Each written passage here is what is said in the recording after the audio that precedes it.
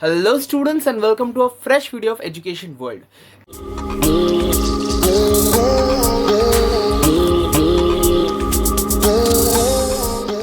Guys, जैसे मैंने आपको बताया था, हम लोग ऐसे कुछ सीरीज चालू कर रहे हैं जहाँ पर हम बहुत ज़्यादा फोकस करेंगे 12th स्टैंडर्ड और 10th स्टैंडर्ड पे, बिकॉज उनके एग्जाम्स का डेट आ चुका है और बहुत सारे बच्चे ऐसे हैं जिनको वन शॉट वीडियो चाहिए। ये जो वीडियो है ये 12th स्टैंडर्ड आर्ट्स के लिए है, जिन बच्चों को ज्योग्राफी सब्जेक्ट जो बहुत ज़्यादा टफ लगता है उनके लिए जितना हो सके मैंने अपनी तरफ से ईजी करके ये पीपीटी आप लोग के लिए रेडी किया है।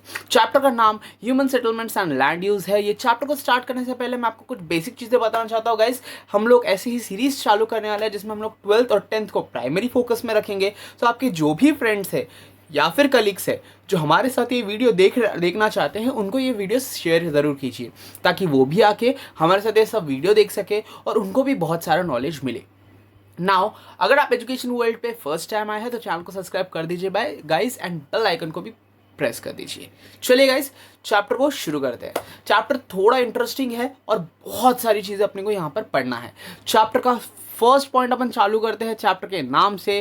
चैप्टर का नाम है human settlements and land use. Human settlements and land use, रहते कैसे हैं हम इंसान और कौन से ज़मीन का हम लोग किस तरीके से इस्तेमाल करते हैं, यही अपने को इस चैप्टर में पढ़ना है। बस इतना ही पढ़ना है सर, बस इतना ही पढ़ना है। दो टाइप की ज़मीनें रहती है। सबसे एक ज़मीन रहता है जिसको अपन बोलते हैं रूरल, और एक टाइप रहता है जिसको अपन बोलते हैं अर्बन। क्या क्या क्या, ये आपने बचपन में भी बहुत ज़्यादा पढ़ा है और आज भी इस लेक्चर में भी आप वही पढ़ने वाले हो। रूरल मतलब गांव वाला इलाका, अर्बन मतलब शहरी इलाका। रूरल मतलब गांव वाला इलाका, अर्बन मतलब शहरी इलाका। Difference between city and town, बस इतना ही आपको पढ़ना है। चलिए गाइस, बिना देरी किए चैप्टर को स्टार्ट करते हैं और देखते हैं चैप्टर में और क्या क्या है। यहाँ पर मैं थोड़ा सा इसको रफ कर देता हूँ और चैप्टर के आगे बढ़ता हूँ। नेक्स्ट, अपना नेक्स्ट पॉइंट है geographical explanation. Okay, geographical explanation में हम लोग ने कुछ एक्सप्लेनेशन दिया है, मैंने आपको पॉइंट्स में दिया ताकि आपको जितना हो सके इतना अच्छे से समझ में आए। Man being a social animal, सबसे पहला भाई एक सेंटेंस में आप सबको बोलना चाहता हूँ, हम इंसान एक जानवर है। हाँ, एक सोशल जानवर। हम लोगों को कभी भी अकेला रहना नहीं पसंद। जो इंसान अकेला रहता है वो हमेशा डिप्रेशन में, एंजाइटी में जीता रहता है। इसीलिए हम इंसान एक काइंड ऑफ एनिमल है जो हमेशा ये चाहता है कि हम लोग हमेशा ग्रुप में रहे। ग्रुप में रहने से बहुत सारे फ़ायदे होते हैं, जिसमें से एक फ़ायदा होता है हमारी सोशल सिक्योरिटी। पहले के लोग जब स्टोरेज का टाइम था, वहाँ के लोग भी है ना बहुत ज़्यादा ग्रुप में रहना पसंद करते थे, क्योंकि ग्रुप में रहने से उनके अंदर का जो सिक्योरिटी है वो बरकरार रहता था। जंगली जानवर अटैक नहीं करेंगे ग्रुप्स में रहेंगे, तो ऐसे अलग अलग चीज़ें उनके साथ होती थी। आज भी हम यही सेम चीज़ों को फॉलो करते हैं स्टूडेंट्स। आज भी हम एक सोशल एनिमल है। Man being a social animal lives in a group. हम लोग ग्रुप में ही रहते हैं। फर्दर सोशल बॉन्डिंग, हम सबका सोशल बॉन्डिंग है। भाई बहन, मामा मामी, चाचा चाची, दादा दादी, नाना नानी, ये सब हमारे सोशल बॉन्डिंग है। आगे बोला है सोशल नीड्स एंड डेवलपमेंट, ये सबके लिए सोशल नीड्स एंड डेवलपमेंट की ज़रूरत है। Due to the social needs many people come together at a place. ये सब सोशल नीड्स के लिए हम सब एक जगह पे आते हैं, एक प्लेस पे आते हैं और अपना खुद का घर बनाते हैं। इसी घर को तो बोला जाता है सेटलमेंट। इसी घर को क्या बोला जाता है? सेटलमेंट। इसी घर को क्या बोला जाता है? सेटलमेंट्स। क्या बोला जाता है इसको? सेटलमेंट्स। चलो, अभी मैं फटक से आगे बढ़ता हूँ, कलर चेंज कर देता हूँ। Physical, cultural and economic factors affect the human settlements. भाई, physical, economic and cultural factor कैसे? फॉर एग्जांपल देता हूँ। फिजिकल फैक्टर, जैसे आप एक ऐसे इलाके में रहते हो जहाँ पर आप फिजिकली स्ट्रांग रह ही नहीं पा रहे हो, वहाँ पर बहुत ज़्यादा स्नोफॉल होता है, बहुत ज़्यादा ठंडी गिरती है और आपका बॉडी इतना ठंडी अडाप्ट नहीं कर पा रहा है, जैसे फॉर एग्जांपल हिली रीजन्स वगैरह में, तो वो फिजिकल फैक्टर्स की वजह से आप वहाँ पर रहना नहीं पसंद करोगे। इकोनॉमिक फैक्टर, भाई भाई भाई भाई, आज मुंबई में घर लेना मतलब बहुत बड़ी बात होगी। करोड्स एंड करोड्स में घर जा रहे, तो यहाँ पर पैसों की तंगी। Economic factors. और कल्चरल फैक्टर्स, यानी कोई ऐसे पर्सन्स रहेंगे जिनका गाँव में कुछ और कल्चर, कुछ और ट्रेडिशंस को फॉलो किया रहे, लेकिन यहाँ पर हमें वो कल्चर और ट्रेडिशन नहीं मिलता। जब ये तीनों चीज़ हमारी नीड्स के हिसाब से फुलफिल नहीं होती, सेटिस्फाई नहीं होती, तो सेटलमेंट्स के ऊपर इफेक्ट होता है। Settlements are developed due to correlation between man and environment. Settlements तभी बनता है जब मैन और एनवायरनमेंट, मैन एंड एनवायरनमेंट, हम दोनों का कनेक्शन, हम दोनों का बॉन्ड बनता है। Physical factor like relief, altitude. Altitude का मतलब क्या रहता है स्टूडेंट्स? एल्टीट्यूड मीन्स, यहाँ पर मैं आपको मेंशन कर देता हूँ, हाइट। Altitude means height. ज़्यादा हाइट पे रहना अपने को नहीं पसंद। उसके बाद सॉइल्स, क्लाइमेट। सॉइल अच्छा नहीं है, वहाँ पर खेती बाड़ी नहीं कर सकते। क्लाइमेटिक कंडीशंस अच्छा नहीं है, ड्रेनेज अच्छा नहीं है, टोपोग्राफी अच्छा नहीं है, ग्राउंड वाटर लेवल अच्छा नहीं है, पानी ही नहीं आता भाई। Influence a type of spacing of settlements, for example in a dry region water is a crucial factor. In a dry region यानी arid region, arid ARID, arid region का मतलब क्या होता है, एकदम सूखा वाला इलाका। जैसे फॉर एग्जाम्पल राजस्थान, राजस्थान में रहने के लिए लोग प्रेफर क्यों नहीं करते, क्योंकि वो एकदम सूखा इलाका है, वहाँ ड्राई रीजन है, वहाँ पर वाटर जो है वो एक क्रूशियल यानी सीरियस फैक्टर है। Houses are situated along the water resource, घर वहीं बनाएंगे जहाँ पर पानी होगा ना। हम आज के टाइम पे ह्यूमन की बेसिक नीड क्या है, वाटर, तो पानी जहाँ पर होगा हम घर भी वहीं बनाएंगे। Now moving towards another point, ठीक है, यहाँ पर मैं मूव होता हूँ types of settlements, types of settlements. ध्यान से सुनना गाइस, टाइप्स ऑफ सेटलमेंट्स, ये टाइप्स ऑफ सेटलमेंट्स पढ़ने से पहले एक एग्जांपल देता हूँ। मैं जब स्कूल एज में था तो हमारा पूरे स्कूल में टोटल थे 42 बच्चे।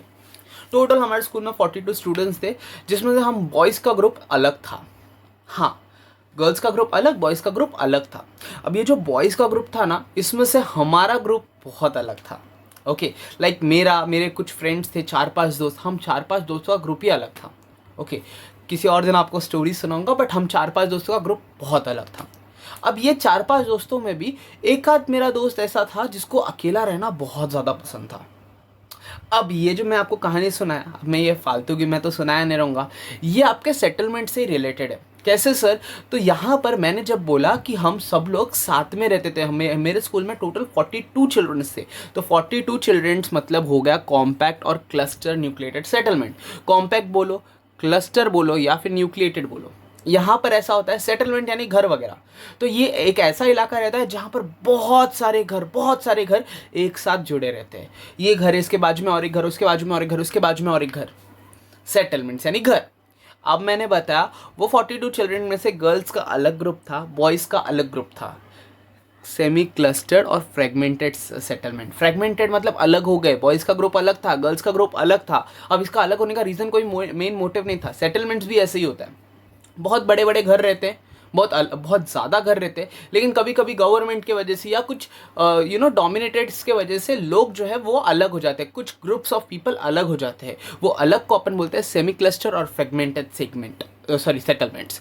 उसके बाद डिस्पर्स सेटलमेंट मैंने बताया था, वो बॉयज़ के ग्रुप में भी मेरे 5-6 दोस्तों का ग्रुप अलग था। डिस्पर्स सेटलमेंट मतलब बहुत कम लोग, 42 में से हम 5-6 जनों को कौन गिनेगा, बहुत कम लोग। सेटलमेंट्स भी वही बोलता है। डिस्पर्स सेटलमेंट मतलब थोड़े घर यहाँ पर है, फिर दूर और 2-4 घर बहुत दूर छोड़ के और थोड़ी जगह पर है, फिर और दूर छोड़ के और थोड़ी जगह पर है। यहाँ पर डिस्पर्स्ड है यानी अलग अलग घर अलग अलग जगह पर बनाए गए हैं। और मैंने बताया था हम 4-5 के ग्रुप में से भी एक लड़का ऐसा था जो बहुत ज़्यादा डिप्रेस रहता था, अलग रहना पसंद करता था, अलग रहना, आइसोलेटेड। यहीं पर तो मैं यही आपको समझा रहा हूँ। अगर आप अपने डेली लाइफ के एग्जाम्पल से इसको समझने की कोशिश करोगे तो आपको चैप्टर बड़ा ईजी लगने लगेगा। Settlements very in size and type. Settlement कैसे हम लोग डिसाइड कर सकते हैं, साइज और टाइप की वजह से। Settlement could be small and sparsely spaced, that may be large and closely spaced. बड़े हो सकते हैं, पास रह सकते हैं, या तो छोटे हो सकते हैं लेकिन अलग अलग हो सकते हैं। Why? On the basis of space, the houses settlements can be divided into 4 types. सबसे पहले clustered, दूसरा semi clusters, तीसरा dispersed, चौथा isolated। अब मैं भी आप लोगों के साथ पढ़ रहा हूँ, आपको इसी तरीके से पढ़ना है। वापस एक बार बता देता हूँ, कॉम्पैक्ट बोलो, क्लस्टर बोलो यानी जहाँ पर बहुत सारे घर एक साथ रहेंगे। सेमी क्लस्टर यानी कुछ घर अलग हो जाएंगे। डिस्पर्स मतलब बहुत कम घर एरियाज में रहेंगे, और आइसोलेटेड मतलब पूरे एरिया में एक ही घर रहेगा। इसके ऊपर मैं आपको इमेज वगैरह दिखा दूंगा, और इमेज के नीचे मैं आपको लिख के भी बता दूंगा कि भाई क्या कौन सा क्या है। ये जो पहला इमेज आपको दिख रहा है, येस दिस इज कॉम्पैक्ट और न्यूक्लिएटेड सेटलमेंट। अभी यहाँ पर आपको जो दूसरा सेटलमेंट दिख रहा है गाइस, ये जो दूसरा आपको जो भी दिख रहा है ये है अपना सेमी क्लस्टर और fragmented settlement. Now coming to another, ये जो थर्ड सेटलमेंट है, ये देखिए यहाँ पर अगर आप देखोगे तो ये डिस्पर्स सेटलमेंट है। यहाँ पर आप देखोगे तो बहुत लिमिटेड हाउस है। Now coming to the fourth and last settlement, isolated settlement. यहाँ पर देखोगे, देखो पूरे एरिया में सिर्फ एक ही घर है। बढ़ते आगे guys.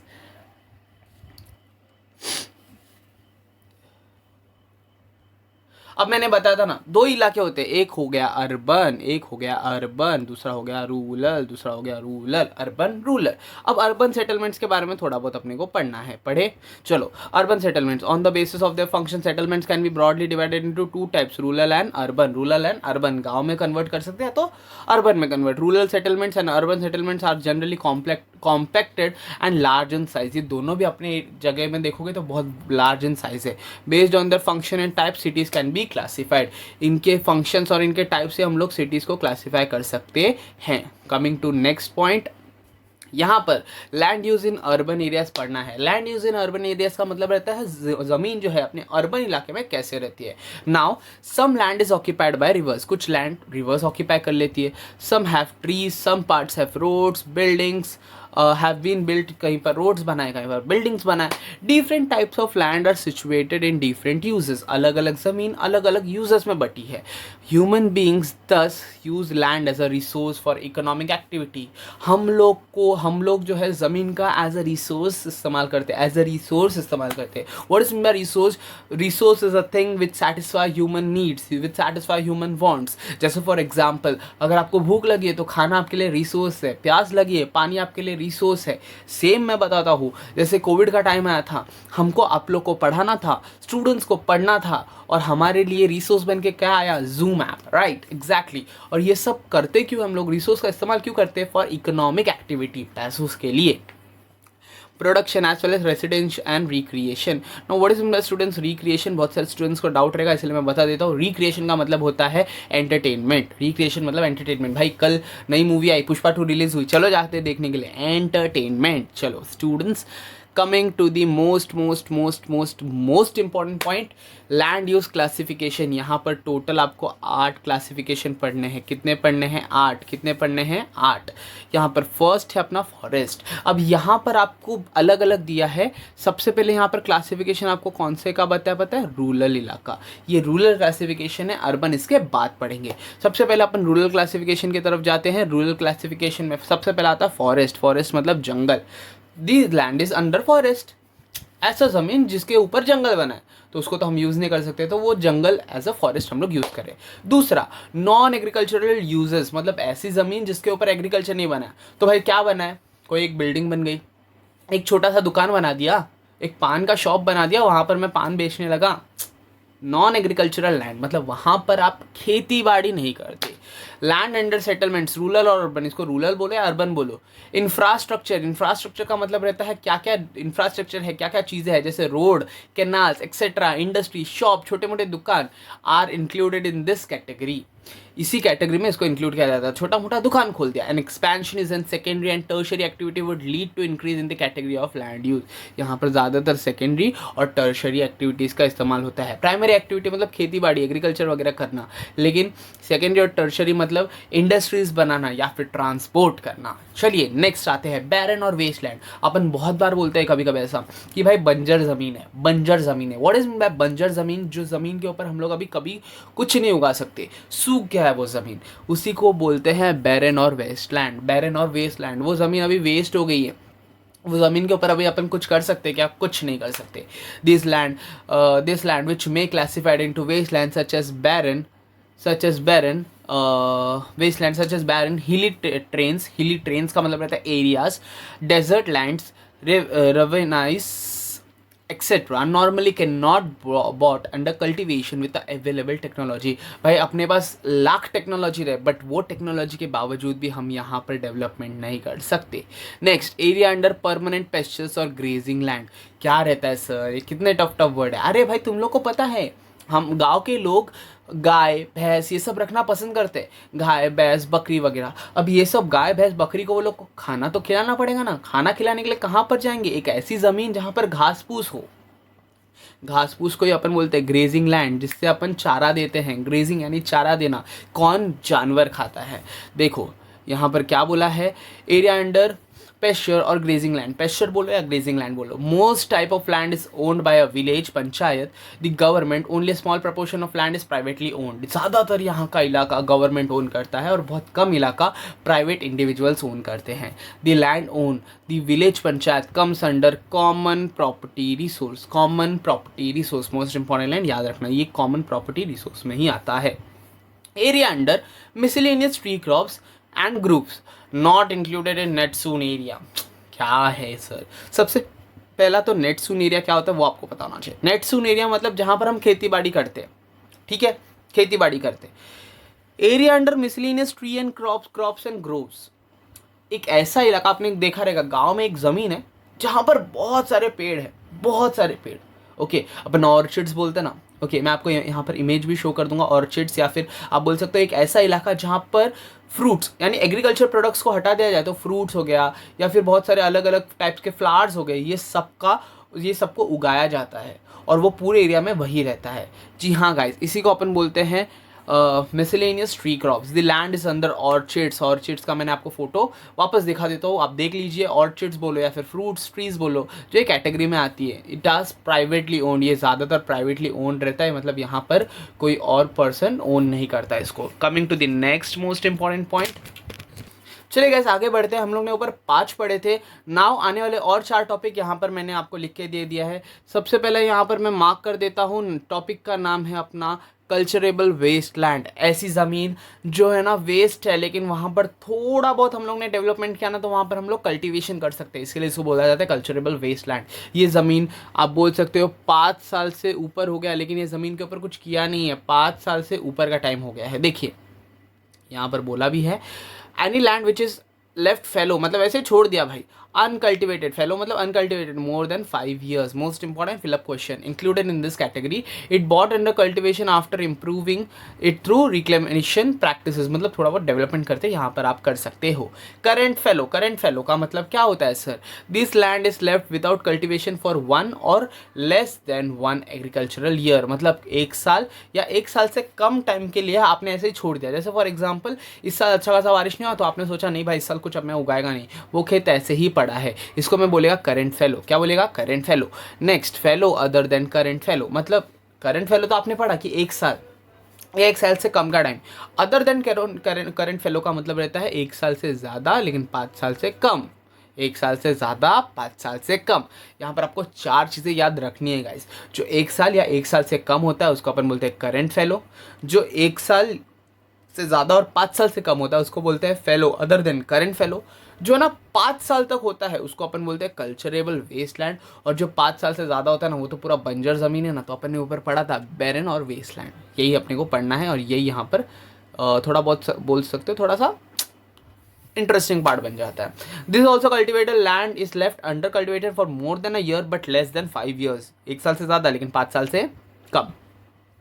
The land is left cultivated for more than 5 years, it would be categorized in culturable wasteland। अब यहाँ पर भी यही बोला गया है कि अगर 5 साल से ज़्यादा है तो आप culturable wasteland बोलो, आइदर barren wasteland बोलो। नेक्स्ट नेट सून एरिया, यहाँ का मैंने ऊपर भी आपको बताया नेट सून एरिया मतलब जहाँ पर खेती होती है भाई, तो बस वही है। The physical extent land which crops are sown, crops are sown का मतलब होता है क्रॉप्स को ग्रो किया जाता है, हार्वेस्ट किया जाता है, इसको ही नेट सून एरिया बोलते हैं। Now coming to another most important point, land use in urban area, land use in urban area। ऊपर आपने क्या पढ़ा? रूरल एरियाज के बारे में। यहाँ पर पहला पॉइंट बोलता है रेसिडेंशियल एरिया, भाई खुद का घर बना के रह रहे हैं, रेसिडेंशियल एरिया क्या बना के रह रहे हैं? घर। Any of those land which man uses for dwelling, यानी रहने के लिए, he builds up the land cover and carries out the construction. दूसरा क्या बोलता है? इंडस्ट्रियल एरिया, भाई नाम से आपको समझ में आ जाना चाहिए, इंडस्ट्रीज जहाँ पर बनती है। तीसरा institutional area, the space over the educational centres, यहाँ पर आपके बड़े बड़े इंस्टीट्यूशन रहते हैं तो जो एजुकेशन के लिए बनाया जाता है इंस्टीट्यूशनल एरिया, जो अपने घर के लिए बनाया जाता है रेसिडेंशियल एरिया, और जो बड़े बड़े इंडस्ट्रीज के लिए बनाया जाता है इंडस्ट्रियल एरिया। नेक्स्ट है रिक्रिएशनल एरिया, ऐसे एरिया जो अपन एंटरटेनमेंट के लिए बनाते हैं, जैसे फॉर एग्जांपल प्लेग्राउंड हो गया, पार्क हो गए, ओपन और क्लोज थिएटर्स हो गए, थिएटर्स वगैरह हो गए, ये सब। नेक्स्ट है ट्रांसपोर्टेशन, ट्रांसपोर्टेशन मतलब ऐसा जहाँ पर मैन एक जगह से दूसरी जगह के लिए सामान पहुँचाने वगैरह के लिए ट्रांसपोर्टेशन का यूज़ करता है। अब इसमें बहुत सारी चीज़ें आती है, जैसे हम लोग ने एयरपोर्ट बनाया ट्रांसपोर्टेशन के लिए, रेलवे स्टेशन बनाया, रोडवे बनाया, रेलवे बनाया, ठीक है, इसी के साथ साथ हार्बर्स वगैरह बना है, या फिर आप बोल सकते हो पाइपलाइंस भी बना है। पाइपलाइंस भी एक काइंड ऑफ ट्रांसपोर्टेशन होता है जिसमें सॉलिड को भी हम लोग ट्रांसफ़र कर सकते हैं, बस हम लोग को थोड़ा सा उसको स्लरी में कन्वर्ट करने की ज़रूरत पड़ती है। चलिए गाइस, यहाँ पर अपने यहाँ के 5 टॉपिक पढ़े, ये मोस्ट इंपॉर्टेंट थे। वापस एक बार बता देता हूँ, रेसिडेंशियल मतलब घर वाले इलाके, इंडस्ट्री बनते तो इंडस्ट्रियल एरिया, एजुकेशन के लिए कुछ भी बनता है तो इंस्टीट्यूशनल एरिया, पार्क हो गया, प्लेग्राउंड हो गया, या बड़े बड़े थिएटर्स हो गए, रिक्रिएशनल एरिया एंड ट्रांसपोर्टेशन वाला इलाका। चलो, होप सो आपको समझा रहेगा। नेक्स्ट आगे बढ़ता हूँ मैं, और यहाँ पर आपका टॉपिक का नाम वापस मैं मेंशन कर देता हूँ, land use in urban area. उसी के आगे नेक्स्ट है commercial area. Commercial area, commercial area, commercial area मतलब होता क्या है सर? कमर्शियल एरिया मतलब बिजनेस वाला इलाके। यहाँ का बेस्ट एग्जाम्पल है CBD, सेंट्रल बिजनेस डिस्ट्रिक्ट, आपको पता रहेगा। या आपका और भी, आपको अगर एक एग्जांपल चाहिए तो मैं बोल सकता है BKC, Bandra Kurla complex, Bandra Kurla complex. ये आपके 2 बेस्ट एग्जांपल है अगर आप देख सकते हो तो बेसिकली कमर्शियल एरिया मतलब एक ऐसा इलाका जहाँ पर बहुत ज़्यादा बिजनेस वगैरह का इस्तेमाल होता है, बहुत ज़्यादा बिजनेस या फिर बिजनेस स्टार्टअप्स यहीं पर आपको देखने को मिलेंगे। देखो, commercial area, this are the business center where selling of finished goods is carried out day to day in urban areas. The areas are intermixed with residential area. ये residential areas के साथ ही mix up में रहते हैं. At few places commercial area has been aggregated to form different clusters, especially core that is CBD. CBD को अपन बोलते हैं central business district, इधर आप BKC लिख सकते हो, यानी Bandra Kurla complex. Plot layouts मतलब आपने कभी देखा रहेगा ना, अपने फैमिली को भी बात करते हैं कि भाई चलो हम लोग को है ना ज़मीन खरीदनी है। तो क्यों खरीदनी है भाई ज़मीन? क्योंकि हम लोग उधर घर बनाएंगे, प्लॉट बनाएंगे। Plot layouts, these are the vacant lands, खाली ज़मीन develop for construction of buildings. यहाँ पर बिल्डिंग्स बना सकते हैं, मॉल्स बना सकते हैं, घर बना सकते हैं।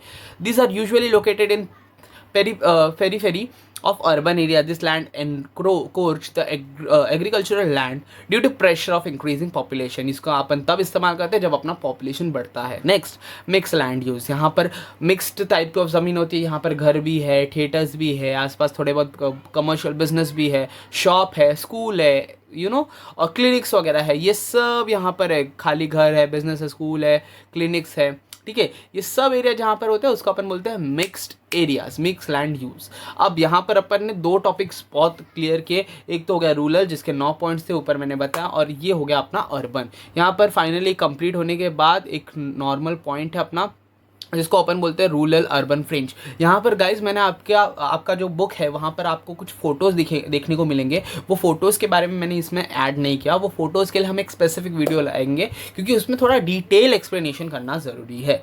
नाउ रूरल अर्बन फ्रिंज का मतलब क्या होता है? Rural urban fringe, the area between urban and rural area is called as rural urban fringe. एक मस्त मुंबई जैसा इलाका, जैसे फॉर एग्जाम्पल एक बेस्ट मुंबई जैसा इलाका अपन लेते हैं CST को, ओके, और एक गांव वाला इलाका जैसे अपन लेते हैं भिवंडी को, ठीक है। ये दोनों के बीच वाले इलाके को अपन बोलते हैं रूरल अर्बन फ्रिंज। एक ऐसा इलाका जो ना ही रूरल है ना ही अर्बन है, रूरल अर्बन फ्रिंज बोलते हैं इसको। देखो, the area between urban and rural area called as rural urban fringe, it has a characteristics of both urban as well as rural area. यहाँ पर गाँव वाले भी चीज़ें होती है, यहाँ पर मुंबई वाले चीज़ें भी होती है। It is not a separate zone as such. इसको अपन सेपरेट जोन मानते हैं क्या? नहीं। जैसे एक एग्जाम्पल देता है गाइज, जैसे अपने थाने के ये साइड, जैसे थाने की ये साइड बोल रहा हूँ, कल्याण बदलापुर, करजत साइड जब अपन जाते हैं तो ये ना ही रूरल इलाके में आते हैं और ना ही अर्बन इलाके में, इनको अपन बोलेंगे रूरल अर्बन फ्रेंच। नाउ यहाँ पर ही अपन आगे बढ़ते हैं, but the transaction between two और and merges in both of them, ये थोड़ा सा पॉइंट बोला है। नेक्स्ट पॉइंट में अपने को बोला है people use automobiles make their daily trips to perform their jobs. Peoples automobiles यानी गाड़ियों का यूज़ करते हैं, अपना डेली जो डे टू डे लाइफ में काम है उसको भी काम करते हैं भाई। In this area to the central area where their offices and economic institutions are generally located when large urban area develop. The span of urban areas increases. This is called urban sprawl. जैसे ही urban area increase होगा इसी को अपन बोलेंगे urban sprawl. The term rural urban fringe has been designate such areas which have the mixture of rural urban area, वही same line को repeat किया गया है। एक ऐसा इलाका जहाँ पर गांव और शहरी दोनों का मिक्सचर रहता है। The rural urban fringe is a complex structure, बहुत कॉम्प्लेक्स स्ट्रक्चर है भाई, बहुत कॉम्प्लेक्स स्ट्रक्चर है। The city is surrounding constant essentially of two types administrative areas, the municipal council and gram panchayat. यहाँ पर आप म्युनिसिपल काउंसिल्स भी देख सकते हो और ग्राम पंचायत भी देख सकते हो। ग्राम पंचायत, पंचायत ऑफ 5 मेंबर्स जिसका एक हेड रहता है सरपंच। वैसे ही म्युनिसिपल काउंसिल्स मतलब जैसे अपना कल्याण वगैरह साइड अगर आप देखोगे तो KDMC है, थाने साइड देखोगे तो TMC है, मुंबई में देखोगे तो BMC है, Bombay municipal corporation, Thane municipal corporation, Kalyan Dombivli Mahanagar Palika, Kalyan Dombivli municipal corporation. The smaller municipal towns are the main cities tend to lose the identity and are in reality the part of geographical city. The quality of services in this town is comparatively of those the main city. इनका बोल सकते हो आप main city से थोड़ा बहुत ये related है। चलो गाइज अभी आगे बढ़ते हैं और अपने नेक्स्ट टॉपिक के ऊपर जाते हैं। Most important and most interesting topics, suburbs. आप कभी ट्रेन में ट्रैवल करते रहोगे तो वहाँ पर बोलते हैं सबर्बन सर्विसेज। सबर्बन सर्विसेज क्या होता है? सबर्बन सर्विस मतलब आप बोल सकते हो ये ना ही अर्बन है और ना ही रूरल है, ना ही अर्बन है ना ही रूरल है। देखो आउटसाइड द मेट्रो सिटी, जैसे अपनी मुंबई के outside there may be occasionally a small town है, number of well establish town और स्मॉल सिटीज, छोटे छोटे सिटीज़ वगैरह है। इसको ही मैं क्या बोलेगा, छोटे छोटे सिटीज़ तो अच्छे खासा डेवलप भी है। They are often called as suburbs, इनको मैं सबर्ब्स बोलेगा। जैसे for example Bhandup, Kalyan, Virar etcetera. Best example यहीं पर आपको मिल गया। Are consider to be suburbs, ये भांडुप, कल्याण, विरार इनको कंसिडर सबर्ब्स क्यों बोला जाता है? The main city of Mumbai, ये of main city of Mumbai, they are the cities themselves but developed as a result of growth in Mumbai. Kalyan भाई आज से नहीं बना है, कल्याण बहुत पहले से बना है। भांडुप, कल्याण एंड विरार, भांडुप का हो गया, कल्याण हो गया, विरार हो गया, यहाँ पर आप देखोगे तो बहुत ज़्यादा वास्ट डेवलपमेंट हो रहा है, लेकिन ये कल्याण या बोल सकते हैं मुंबई के मेन सिटीज़ में आते हैं। Hence, they are the suburbs Mumbai. Similarly, Wakad, Hinjawadi और are suburbs of Pune. Pune में भी कुछ मेन सिटीज़ रहती है, उनको अपन क्या बोलते हैं? सबर्ब्स। क्या बोलते हैं अपन? सबर्ब्स। चलो गाइस अब यहाँ पर तो ये टॉपिक सबर्ब्स बहुत इजी था, छोटा था। Now coming to the most important point. हाँ गाइस यहाँ पर जैसे ही आपका चैप्टर खत्म होगा तो मैंने सोचा था आपको कुछ ना कुछ इंपॉर्टेंट पॉइंट्स या फिर इंपॉर्टेंट क्वेश्चंस बना के दूँ। ये क्वेश्चंस आप घर पे सॉल्व कीजिए, और ये क्वेश्चंस जो है ये मैंने आपके टेक्स्ट बुक से ही निकाले हैं, जो मुझे लगा बहुत ज़्यादा इंपॉर्टेंट है। जैसे शॉर्ट नोट में आप सबर्ब्स के बारे में लिख सकते हो, प्रॉब्लम्स ऑफ अर्बन सेटलमेंट्स के प्रॉब्लम्स के बारे में लिख सकते हो, रूरल सेटलमेंट्स उनके लैंड यूज़ के बारे में लिखना है आपको, जोग्राफिकल रीजन है, growth in urban areas, links in land use, answer the following के लिए कुछ क्वेश्चन दिए हैं, और लास्ट बोला है डिफ्रेंशिएट करना है आपको बैरन और नॉन एग्रीकल्चरल लैंड में, न्यूक्लिएटेड और डिस्पर्स सेटलमेंट्स में, और लास्ट बोला है रेडियल एंड सर्कुलर पैटर्न। ये रेडियल और सर्कुलर पैटर्न मैंने सिखाया नहीं है, आई रिमेंबर वेरी वेल। इसके लिए आपको मैं और एक लेक्चर लाऊंगा जहाँ पर सिर्फ वो फोटोज़ के ऊपर, जिसमें रेक्टेंगुलर पैटर्न, लीनियर पैटर्न, ये रेडियल पैटर्न, सर्कुलर पैटर्न, ये सब वहाँ पर बोला गया है। होप सो गाइज आपको ये पूरा का पूरा चैप्टर समझा रहेगा। ये पूरे चैप्टर में जो भी मोस्ट इंपॉर्टेंट पॉइंट्स थे उसको मैंने कवर करने का ट्राई किया, एंड होप करता हूँ आपको ये पूरा का पूरा चैप्टर अच्छे से समझा रहेगा। गाइज ये जो चैप्टर था, ये चैप्टर को मैंने यहाँ पर खुद PPT से प्रिपेयर किया, एंड PPT से प्रिपेयर करके आपको सिखाने का मेन मोटिव था मेरा। होप सो गाइज आपको ये चैप्टर समझा रहेगा। ये एक 1 शॉट वीडियो था, इसके लिए मैंने एकदम डीप में भी नहीं गया, और ऐसा भी नहीं बोलूँगा कि ऊपर से सिर्फ समरी दे के छोड़ दिया। जितना हो सके जो इंपॉर्टेंट पॉइंट्स मुझे कवर करना था मैंने किया। होप सो गाइज आपको वीडियो पसंद आएगा तो अपने फ्रेंड्स, अपने फैमिली, अपने कलीग्स के साथ इसको शेयर कीजिए। जितना हो सके आपको जो कुछ भी डाउट है या आपको कोई नेक्स्ट चैप्टर के ऊपर अगर आपको वीडियो चाहिए तो कमेंट्स में मुझे ज़रूर बताइए। आइदर मेरा इंस्टा अकाउंट आप सबके लिए ओपन है। वैसे एजुकेशन वर्ल्ड का भी एक ऑफिशियल इंस्टाग्राम अकाउंट है जो एजुकेशन वर्ल्ड 2004 के नाम से है, मैं आपको स्क्रीन पे भी दिखा दूंगा। यहाँ पर आप जाके मुझे फॉलो कर सकते हैं। यहाँ पर आपको जो भी डिफरेंट चीज़ों के बारे में पता करना है या आइडियाज़ के बारे में पता करना है, आप वो सब चीज़ें यहाँ से आप मेरे को पूछ सकते हैं। होप सो गाइस आपको वीडियो पसंद आएगा तो लाइक कीजिए, शेयर कीजिए अपने फ्रेंड्स के साथ, फैमिली के साथ। मिलते हैं अपने नेक्स्ट वीडियो में, तो हम लोग और बातें करेंगे और कोई नए चैप्टर्स के साथ मिलेंगे। Thank you so much guys.